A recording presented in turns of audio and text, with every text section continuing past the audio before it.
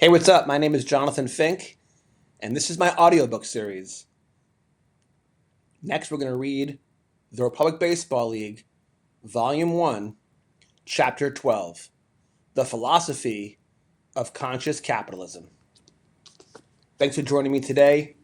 If you enjoy this video, leave a like, and please subscribe.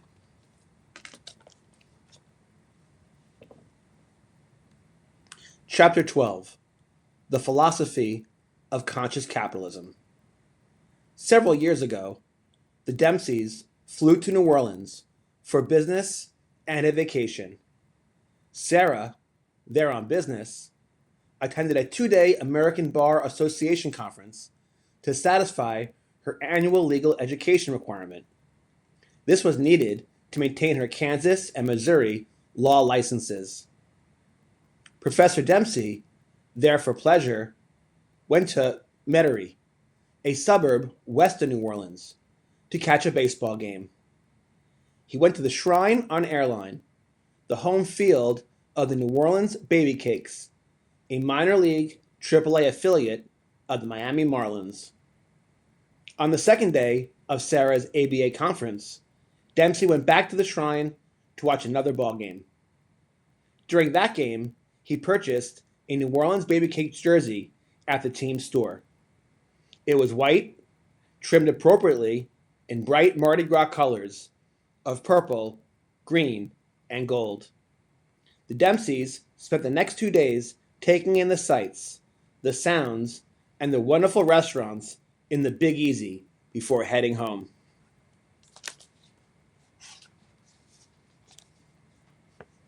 Dempsey wore that New Orleans Baby Cakes baseball jersey when he entered the lecture hall for his next class lecture.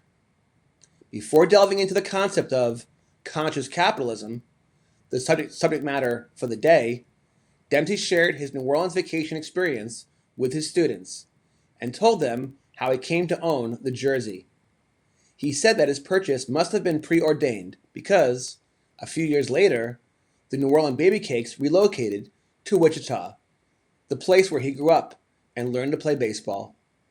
The team is now known as the Wichita Wind Surge, a AA affiliate of the Minnesota Twins.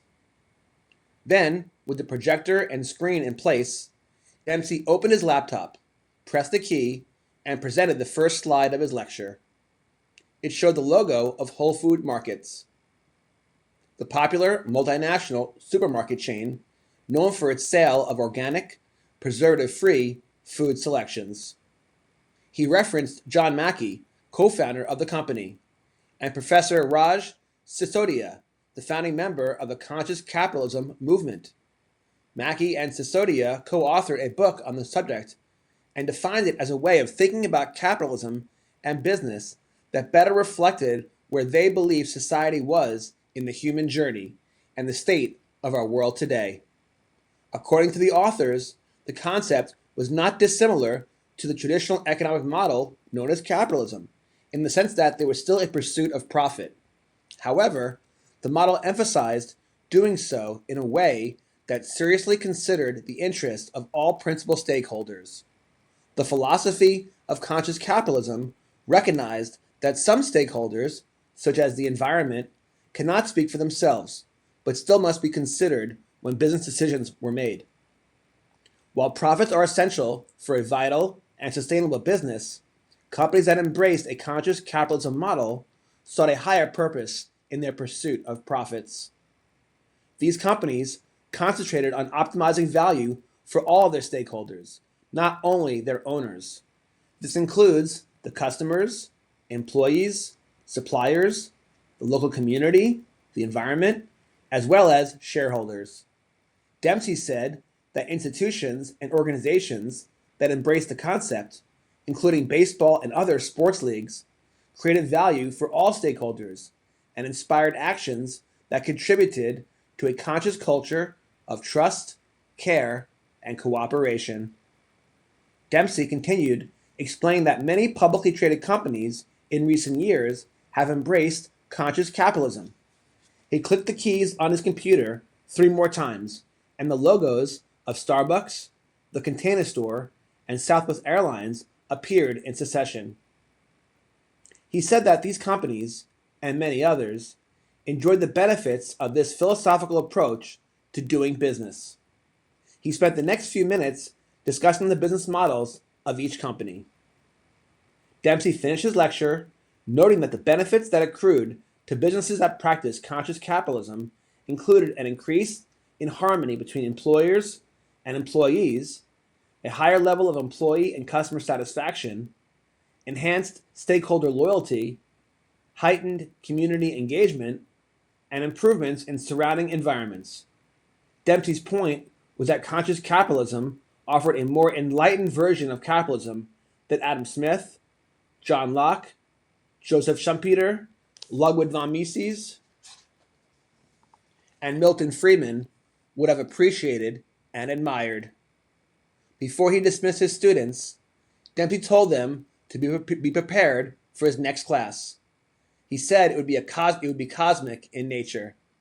Then he casually circled back to the beginning of his lecture and mentioned that he had another reason for wearing his Baby Cakes jersey today. After leaving campus, he planned to make the 3-hour drive to Wichita to see a Wind Surge ball game. Every kid in the class knew that he was properly dressed for the occasion. Walking out of the lecture hall with RJ and Corey, Rachel said, "This class was eerily interesting for me. I shop at Whole Foods, I love Starbucks, and I furnish my dorm at the Container Store." RJ laughed and said, "The next lecture is going to be mind-blowing. I can hardly wait." Rachel and Corey both agreed, and off they all went to their next class. End of Chapter 12. Chapter 13, The Age of Aquarius, is up next. Thank you for watching. Grateful for you. You guys take care. And as always, this month we have some great sports card stories from across the U.S. and talk to an author from nearby Leawood, Kansas, who has written a book about returning to collecting after 3 decades away. My day job is I'm a financial advisor, so I've been investing for over 20 years. In a way to express my love for the hobby, I decided, what if I write an investment book, Sports Card Collectors Club, and treat the stock market the same way I would treat the card market. And so I thought, well, how would a day trader invest in cards? How would a venture capitalist buy and sell cards? How would a hedge fund do it? As I would go through my trials and tribulations, I realized that for as much fun as I was having investing, there was something missing. And one day I was watching the Royals game on television, and it was a rain delay. And the Card Life television show came on. I was watching that episode, I was watching Matt Strom open cards and rip packs, and I started getting the warm, fuzzy feeling. I said, this is what I want to be doing. I want to get back to really collecting and ripping cards and building sets. And that's where the story of my book has changed. I go from investing back to collecting. I'll also open a variety of boxes from different sports. So he hit the home run off me in the 7th inning. And then in the 8th inning, JT hit a double, so he's standing on second. And Mason Wynn asked him, he's like, "Hey JT," he's like, "I heard Strom collects cards of guys that take him deep." He's like, "Does that mean he's gonna send me over a couple cards to sign tomorrow?" And after the game, we had won. I mean, winning is the only thing that's important to me. So it's like, I was good after the game, whatever, and JT comes up to me and he's like, "Hey Stromy," he was really genuine. He wasn't taking shots. And I'm like, "What are you talking about?" He's like, "Well, when I got to second, Mason asked if you're gonna send a card over for him."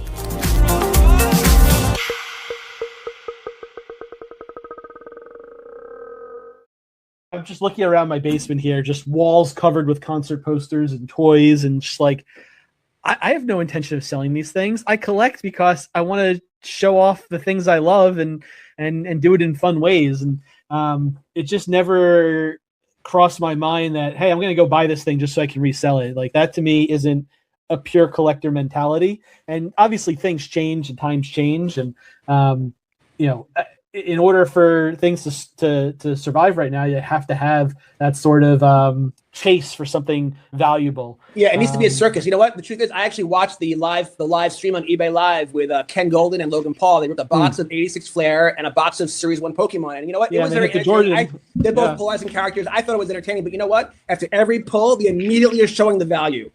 And it begs the question, are we creating, not we, is the industry creating a gambling culture which has a real downside. It already has. It already has. Right. Not created. It's here. Yeah, and That's that's a concern. I guess for me, I hope to be an influence where we focus more on collecting, because you know what? When markets crash, collectors don't get hurt at all. Because the Sandy Koufax you bought that because it makes you feel good. It brings back good memories. Said this one traded for my first big win. Jonathan Fink on the line tonight. You have created community, so let's talk about that. I went to Rip Night at your shop. Let's rip it on the pack. And I went to your Rip Night 2 years ago. And it was one of the best. I wrote about it in volume 1. It was one of the best times I've ever had. You guys had this giant scoreboard where you had the chase cards, and everyone can buy whatever product you wanted, like buy 3, get 1 free, whatever product, whatever it was. You then, if you pull a Bronny James, you then get another blaster. Or I pulled a Reed Shepherd auto, and then I got a free T-shirt. And I sat around the table with strangers and had the best time ever. So let's talk about how important community is, and what you guys do is provide an anchor for community in our town. How important that is. Yeah, definitely.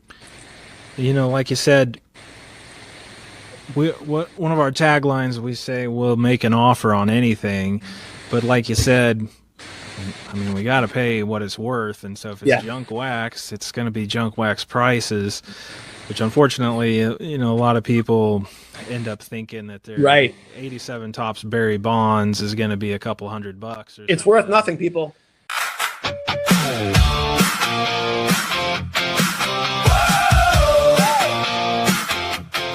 Brand and notoriety. And so when you're pitching these stories to these athletes, like I've reached out to a couple of different athletes about writing a potential article about their collections and having them kind of share their story. And it's like, yes, like I write for Collectibles on SI, which is under the Sports Illustrated umbrella.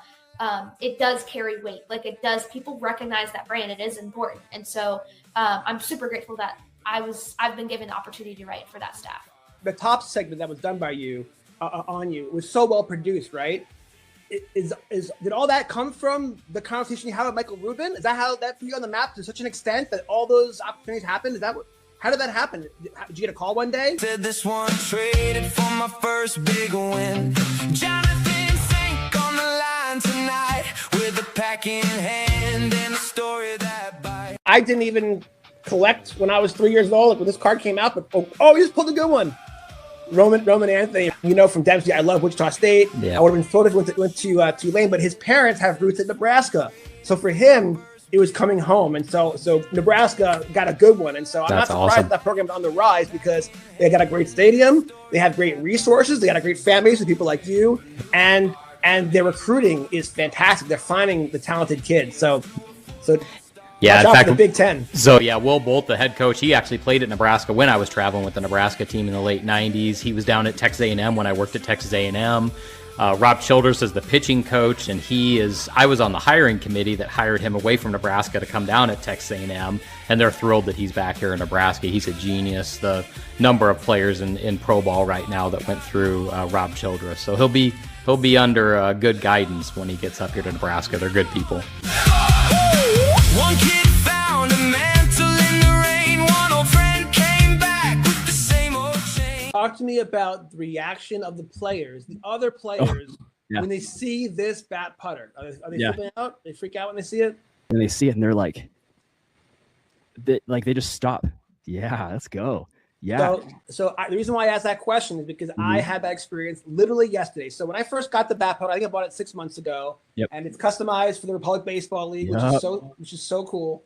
And now that I realize, now that I love it so much, and I got to use it yesterday, I'm like, I got to start buying them for different people. Like anyone's a guest on my show, they're gonna get a bat putter, okay? Yeah. But the point is, I never use it because I thought it was too sacred to me. I keep it in my office like a sacred shrine. It means so much to me. But then I was like, after watching all these videos and stuff like that, I'm like, you know what? There's this indoor amazing place in Kansas City called Tap-Ins. Okay, they have an outdoor putt, but also indoor. And depending on the weather, the whole thing, it's amazing atrium, and it's become a successful business. Yeah. And I was like, you know what? That's a perfect. It was a hot day. I'm like, it's a perfect thing to do. So my buddy Paul Greenwood, who I featured in my first book, we went and played around. And when I showed up with this bat putter, people were freaking out. They were literally losing their minds, and that's when I realized. So then, and then, by the way, it was a Sunday, middle of the day, hot as heck.